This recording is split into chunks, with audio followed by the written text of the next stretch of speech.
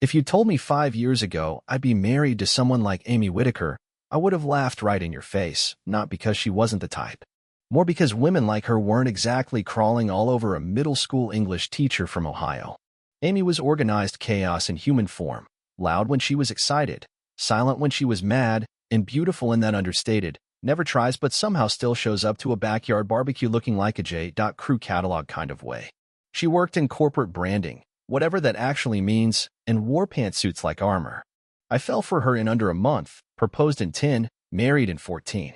We lived in a ranch-style house just outside of Dayton, the kind with uneven floorboards and a mailbox that leaned slightly left like it had a political opinion. The kind of house that says, these people eat leftovers and argue over Netflix passwords. It was quiet, safe, predictable. And that's exactly why I thought we were good. We had routines, traditions.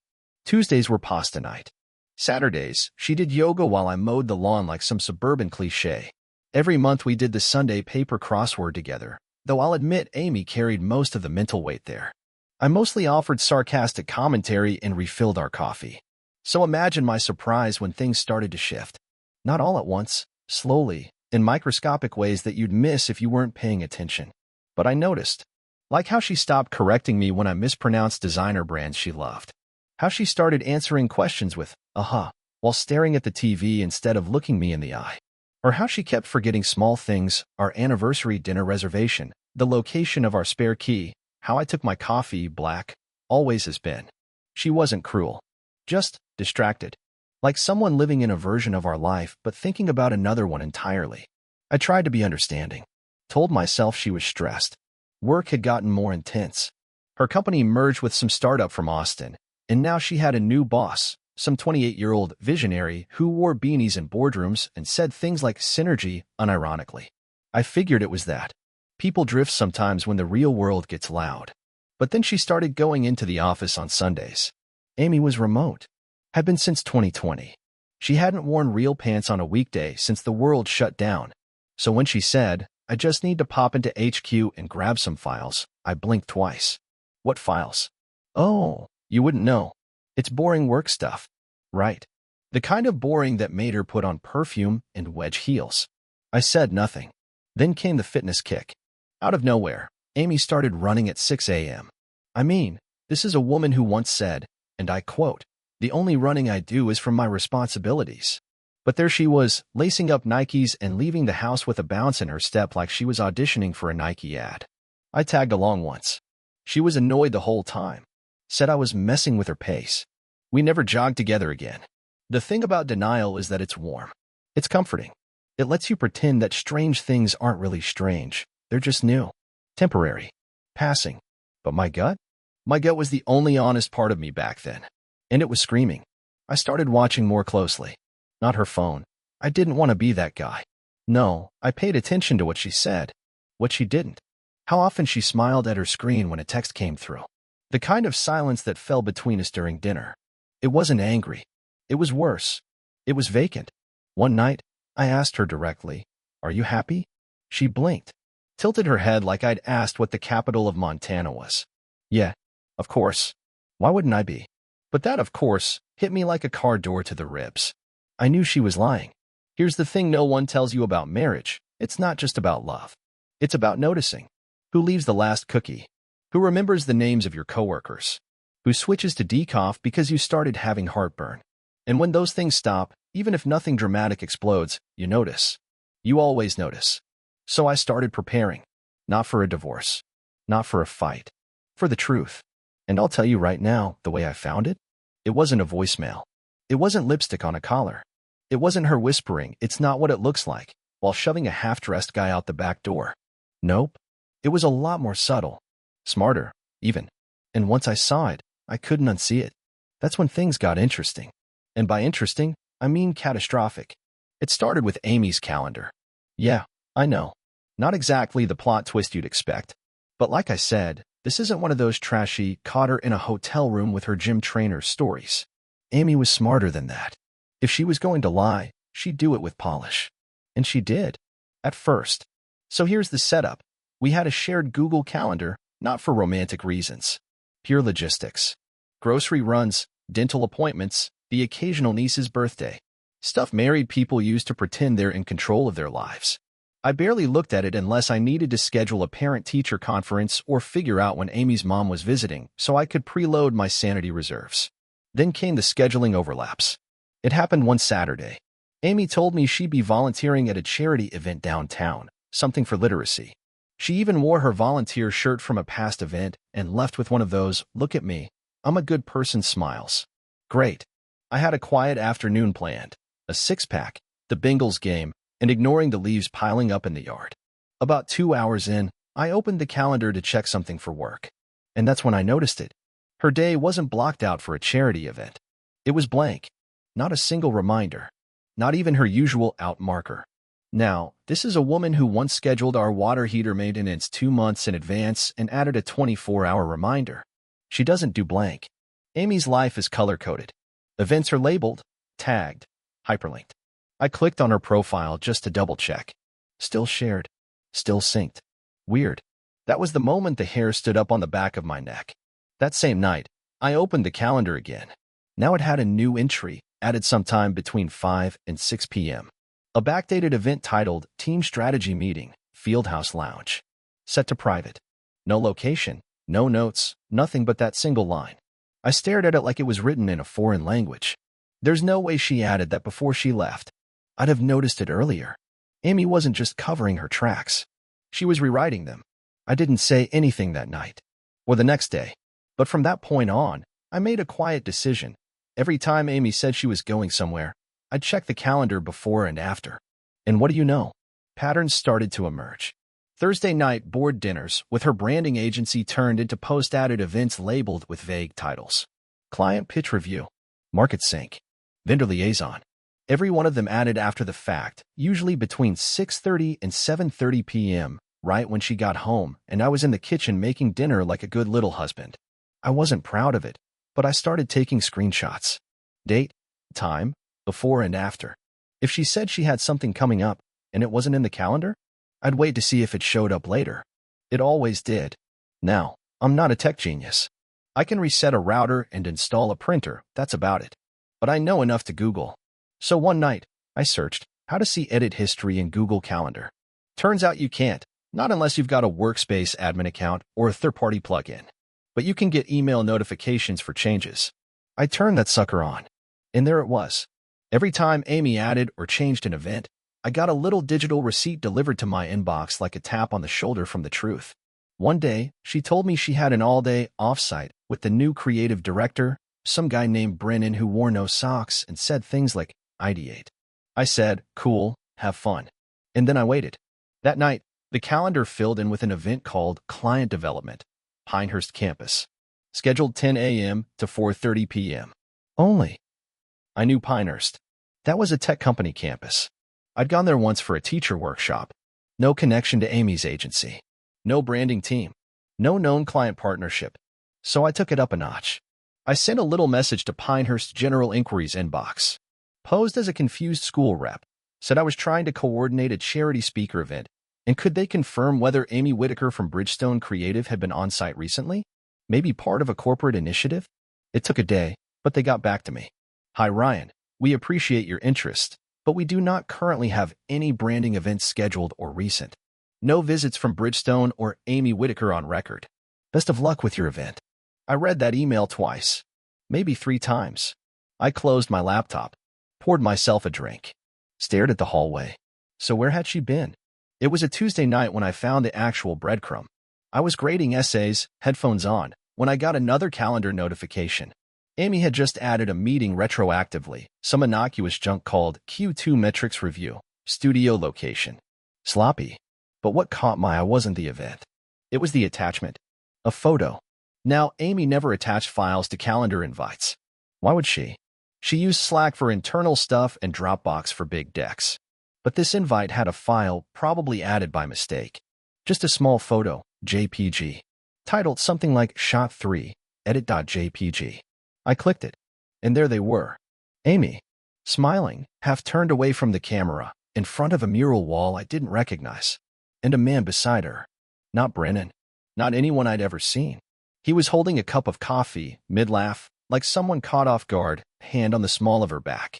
Close. Too close. Not colleague at lunch close. Not even friend I trust with work stuff close. No. This was we've slept together and we both liked it close. I zoomed in on the mural. A weird modern design, angular lines, heavy red swirls. It looked familiar. That's when it clicked. 3 weeks ago, Amy had posted an Instagram story. Just 5 seconds. A shot of her boots against a tiled floor, with that same mural in the background. She captioned it, "Love this new meeting spot." Meeting spot. Right. I reverse image searched the mural. Took 2 tries, but I found it. Red spiral, local art installation in the lobby of an office co-op in Kettering.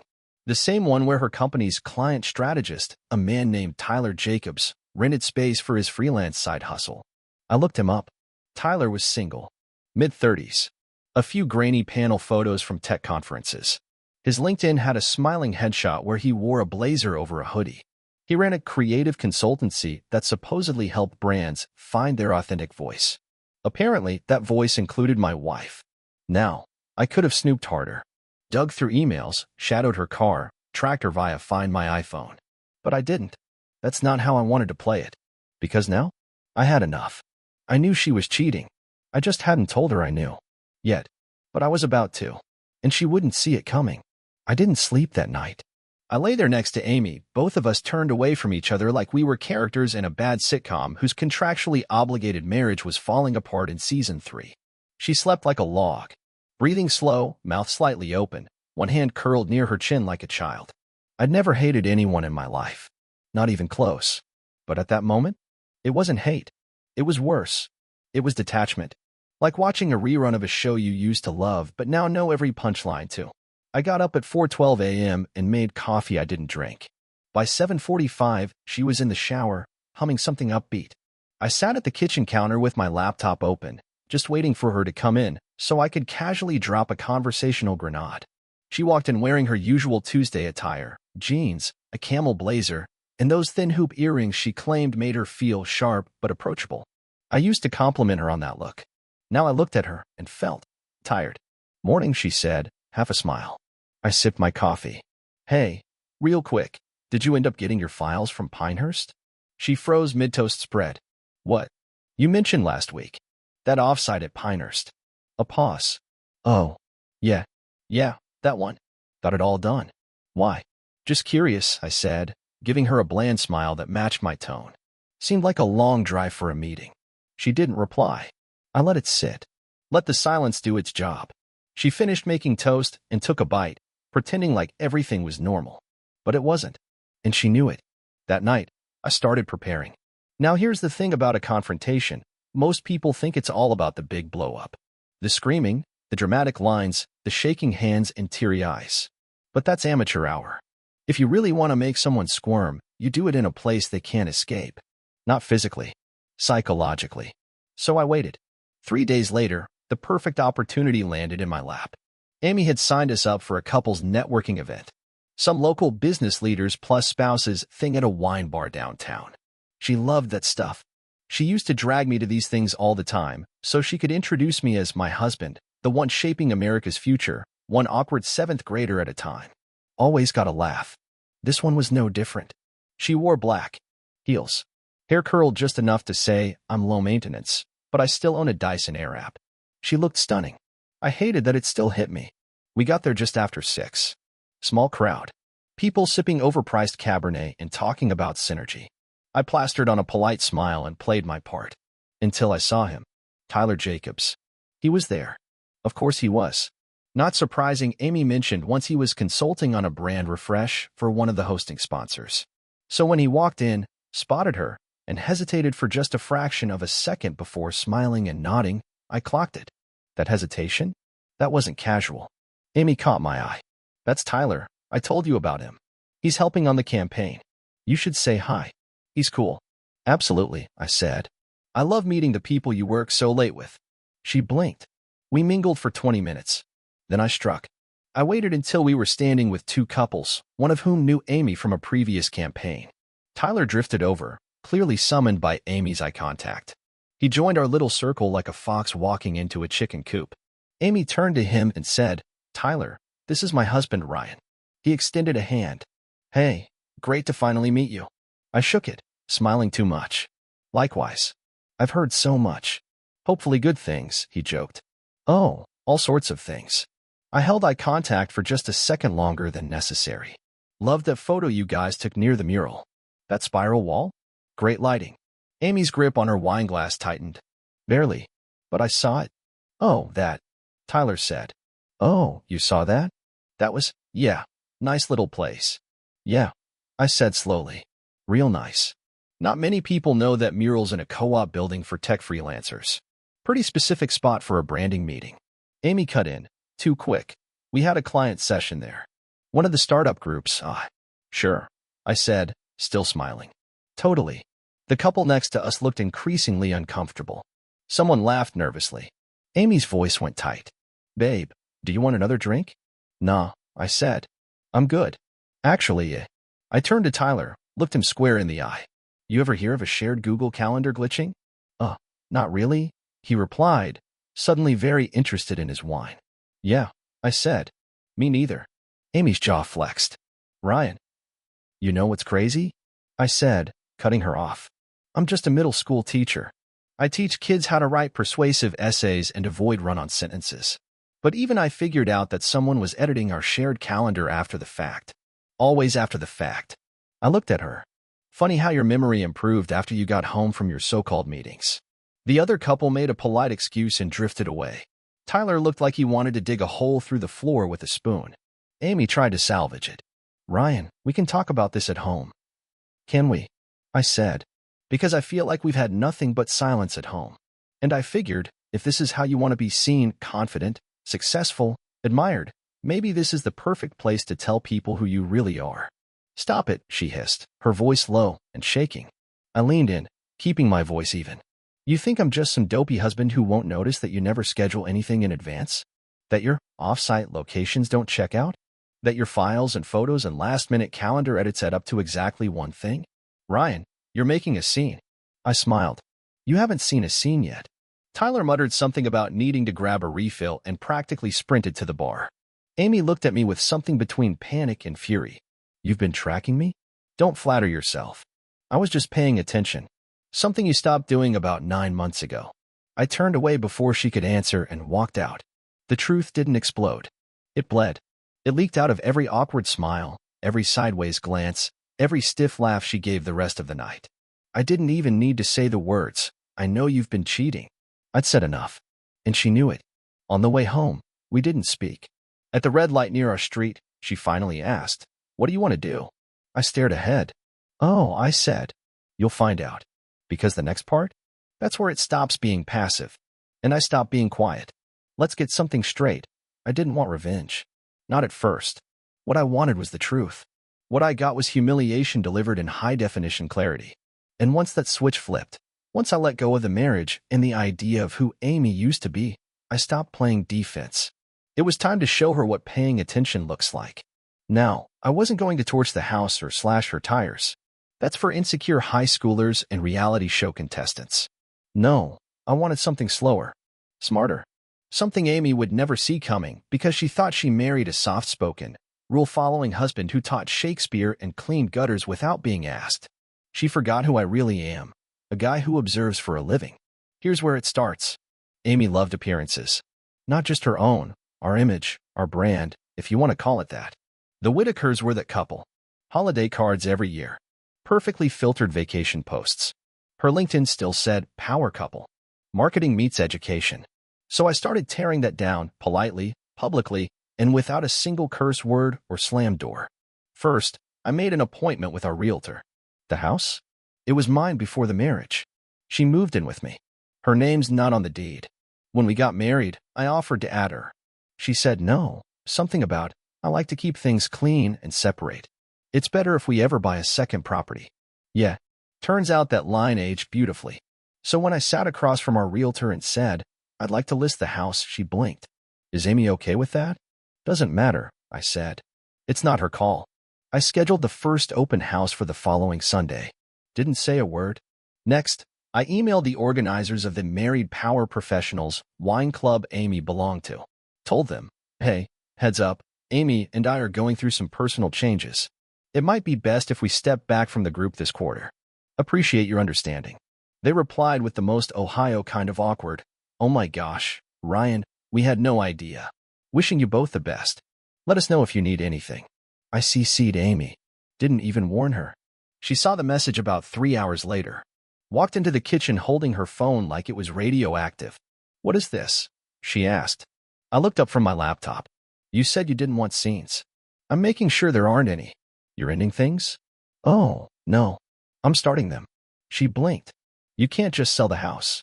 "Can and will. You're not on the deed. And in Ohio, that matters." Her face went white. But where would I live?" I shrugged. "That's the fun part. You get to figure that out." She stared at me like she was seeing a stranger. Good. Because I wasn't her husband anymore. I was the guy who'd been humiliated, lied to, and left standing in the middle of a wine bar while she tried to act like nothing was wrong. And I wasn't done. That weekend, we had dinner at her parents' place, planned weeks earlier. She insisted we still go. "Let's not make things worse," she said. "Fine by me." We sat across from her mother and father, two people who thought I hung the moon. Her mom brought out lasagna. Her dad asked about my fantasy football team, and Amy acted like nothing had changed. Like we weren't quietly unraveling. Halfway through dinner, her mom said, "You two were so steady. Everyone's getting divorced these days, but you've always seemed solid."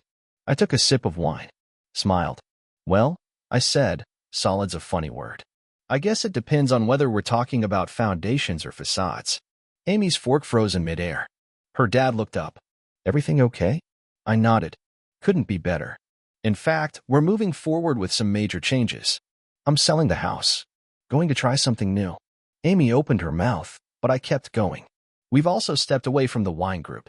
"Oh, and I'll be staying with my brother for a bit while we sort the details." I looked straight at her. Not that there's much to sort. Her mom glanced between us like she was trying to read subtitles that didn't exist. After dinner, Amy tried to talk in the car. I didn't answer. When we got home, I handed her a printed packet. "What's this?" "Account access," I said. "Passwords, bill info, subscriptions you'll want to transfer. I've already canceled the joint utilities starting next month. Water, power, internet. Hope you have your own credit card." "You're serious." "I was serious when I married you." "You weren't." She followed me into the living room, her voice rising for the first time in weeks. "Ryan, you're acting like you hate me." "I don't hate you," I said. "I just finally believe you." "Believe what?" "That you're not on my side." She sat down like her knees gave out. I didn't sit. I stood across the room and gave her what she never gave me, the truth, unfiltered. "You thought I'd cry. You thought I'd beg. That I'd get small, make peace, and look the other way so you could play house with someone who writes his own job title on business cards. And maybe I would have 6 months ago. But you crossed a line. Not by cheating. That's just a symptom. You crossed the line when you started editing history to my face. When you took for granted that I was too decent, too slow, too average to ever see what was right in front of me." She didn't argue. "Now you get to deal with that version of me," I said. "The one who sees everything. The one who keeps receipts. The one who doesn't yell. Doesn't hit. Doesn't cheat. Just exits." And then I left the room. Over the next 2 weeks, I moved my stuff into storage. Slept on a friend's couch. Listed the house. Amy tried to stall, called a lawyer, apparently, but her legal options were paper thin. She had no claim on the house. We had no kids. No joint investments. No mortgage cosign. It was the cleanest escape hatch in modern marriage history. I kept it all quiet. Respectful. Every email, every document, every account, neutral tone. No blame. Just logistics. And that's what killed her most. Because Amy thrived on control. And I took it away without shouting, without drama. Just facts. Just motion. Just progress. By the time the realtor scheduled the final walkthrough for interested buyers, Amy was already packing. She called me on a Thursday night. Said she wanted to talk. I said fine. 1 hour. Public place. Neutral ground. Because when I confronted her, I hit her where it hurt. But in the next part, she tries to explain it. And I finally listen. One last time. We met at a cafe halfway between the house I used to live in and the life she blew up. A place with exposed brick walls, Edison bulbs, and overpriced iced lattes. One of those neutral battlegrounds where people end things quietly, no shouting, no scenes, just the dull, professional slicing of emotional rope. Amy was already seated when I walked in. She had a folder in front of her, a cappuccino half empty, and that look she always got when she was nervous but didn't want to look it. Tight smile, elbows off the table, posture a little too straight like she was in a job interview. "Hey," she said when she saw me. I nodded. "Amy." We didn't hug, didn't even shake hands. That ship had sailed and burned at the docks. I sat across from her, not bothering with coffee. "I wasn't here to sip anything. You said you wanted to talk," I said. "So talk." She opened her mouth, then closed it. Classic Amy, always needed the perfect opening line. She stared at the folder like it might whisper suggestions. "I guess She paused, adjusted a ring she no longer wore. "I wanted to explain. If that's even possible. You've got an hour." She exhaled, like she'd been holding her breath for weeks. Maybe she had. "I didn't plan for any of this," she said. "It wasn't like I woke up one day and thought, time to blow up my life. No, you just scheduled it in after the fact." Her eyes flicked up. "I deserve that. You deserve more than that. But we're on a clock." "Right." She took a breath. "It started last spring. You were buried in grading, parent meetings, budget cuts. And I was feeling, I don't know, numb, disconnected. Like everything was autopilot." "Funny," I said. "That's exactly how I felt married to you by June."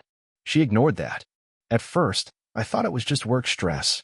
But then I'd get these moments, sitting in meetings, scrolling through job posts at night, and I realized I didn't recognize myself anymore. Everything I had, I'd asked for. And none of it made me happy." I folded my arms. "So the logical next step was Tyler Jacobs?" She flinched. "No, it wasn't about him. Not really. He was just there. Easy. He listened. He didn't know me well enough to be disappointed. That makes two of us." Amy looked like she wanted to throw her coffee at me, but she kept it together. "I'm not excusing what I did," she said. "I know I betrayed you. I know I lied. But it wasn't just selfishness. It was survival. I felt like I was disappearing." "You weren't disappearing," I said. "You were just becoming someone I couldn't recognize. There's a difference." She leaned forward, finally letting some frustration show. "You always acted like you were fine. You never said anything was wrong. Because every time I tried to talk to you, you changed the subject. You either got defensive or distant. Eventually, I stopped trying." "Well, that's part of the problem, Ryan. You just shut down. And you went out and found someone to reboot you." She went quiet. "I didn't come here to rehash every fight we never had," I said. "You asked for this meeting. So ask what you want to ask." Amy stared at her hands. "Are we really done?" I laughed. It wasn't loud, but it was honest. "You cheated. You lied. You gaslit me with a Google Calendar. And then you tried to keep the charade going for months, not even with passion. Just laziness. Like you thought I'd never notice." She opened her mouth. "No, let me finish," I said. "You stopped trying long before Tyler ever walked into the picture. You coasted. You minimized. You checked out. And when I confronted you, you didn't apologize. You tried to manage the optics. I was scared. No, you were calculated. There's a difference. I know what scared looks like. I see it every day in 12-year-olds with learning disabilities and divorced parents. You were playing chess with my life, hoping I wouldn't learn the rules." She looked like she wanted to cry. I didn't feel bad. "I didn't know how to fix it," she whispered. "You didn't try," I said. "You found a detour. And you called it a solution." A silence sat between us for a minute. Not awkward. Just empty. "I miss you," she finally said. "Not the version of you that's angry. The one from before." "Funny," I said. "Because I don't miss you at all." That hit her like a slap. "You think you do," I said. "But you don't miss me. You miss what I gave you. Stability. Reliability. Loyalty. You miss being believed. Being trusted. You miss being loved by someone who didn't make you earn it." Tears welled up in her eyes. Real ones. For a moment, I felt the old ache, the urge to reach across the table and make her feel okay again. But that part of me had gone quiet. "So," she said. "That's it." I nodded. "That's it. No chance to rebuild something?" "No. That version of us is dead. And the new version doesn't have a foundation. It has a pit." She wiped her eyes. "I never meant to hurt you like this." "I know," I said. "You meant to get away with it." That shut her up. I stood up. "You've got the account info. Utilities are in your name now. The realtor will call you about showings. Please keep the place clean." "Where will you go?" she asked. I smiled. "Wherever I want. That's the upside of losing everything. You stop being afraid of what happens next. I turned to leave, but before I walked out the door, I stopped. One more thing. She looked up, still sniffling. I wasn't perfect. I get that. I could have been more present, less tired, more exciting. But I never once stopped choosing you. You did. And now you get to live with the version of yourself that made that choice. And then I walked out. She didn't follow. No big scene. No airport chase apology. No monologue under the rain. Just a woman sitting alone in a cafe, realizing the guy she underestimated was the same one who outgrew her, with his dignity intact. The house sold in 11 days. I didn't even have to try hard. The market was hot, and our neighborhood had the kind of charm that made young couples squint and say things like potential. The buyer was a web designer from Cincinnati and his girlfriend, a yoga instructor with a dog named Porter. They walked through the place like it was already theirs, cooing over the buildings I'd refinished myself, the backyard fire pit I'd built one long weekend when Amy was in Chicago on business. That was 6 months ago. Now, I live in a small two-bedroom on the edge of town. Not a glamorous reset. No ocean views or big dramatic divorce glow-up nonsense. Just a clean, functional apartment above a bike shop where the HVAC works. The neighbors mind their business, and no one lies to my face while pretending they're in love. I brought very little with me when I left. A few framed photos from my childhood, my old high school baseball glove, a beat-up leather chair I've had since grad school, and my copy of Mice and Men, annotated like a battlefield map after 15 years of teaching it. I didn't bring our wedding album.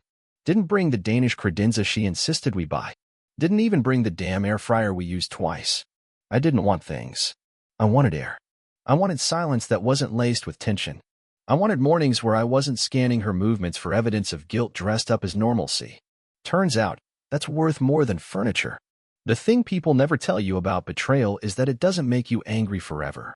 At first, yeah, you burn. You fantasize about dramatic speeches and storming out and maybe even calling her boss to let them know that their lead strategist is moonlighting as a cliché. But eventually, you settle. Not out of defeat, out of clarity. You realize the relationship wasn't taken from you. It ended a while ago. You were just the last one to notice. Amy moved out a week after the sale closed. I didn't help her. I didn't text her. I didn't show up for one final, just wanted to say goodbye. She sent me a photo of the empty living room with the caption, "Hope this feels like closure."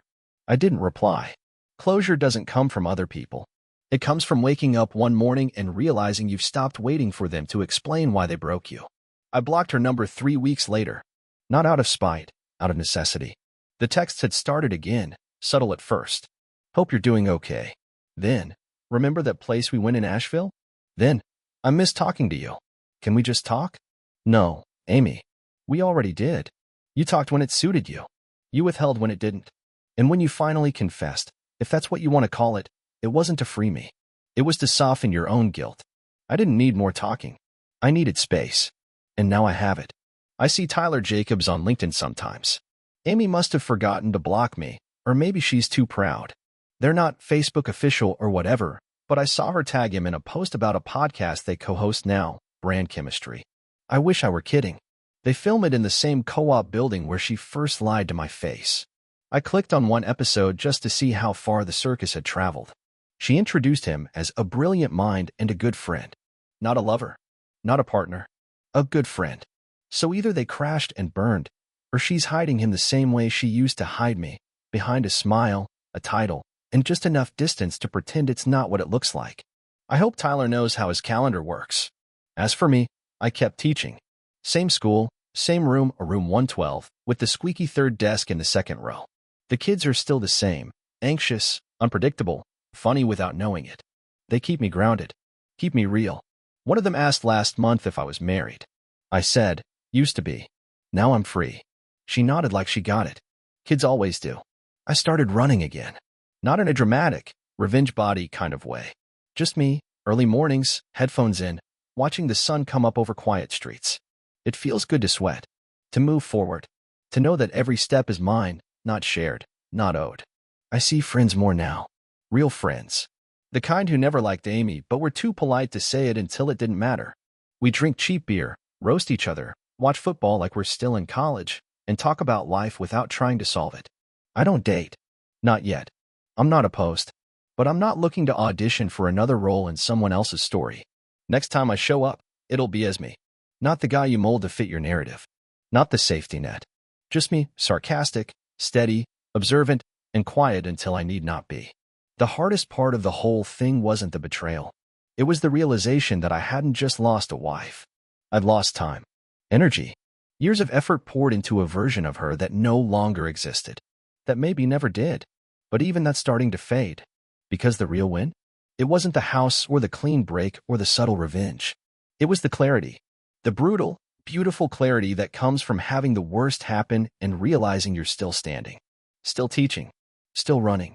Still living. Amy once told me, "You're so predictable, Ryan." She meant it as an insult. Turns out, it was a compliment. Because when everything else crumbled, the lies, the games, the fake meetings, the blurry lines, I stayed me. Predictably honest. Predictably loyal. Predictably unwilling to play dumb. And now? Predictably free. Subscribe to the channel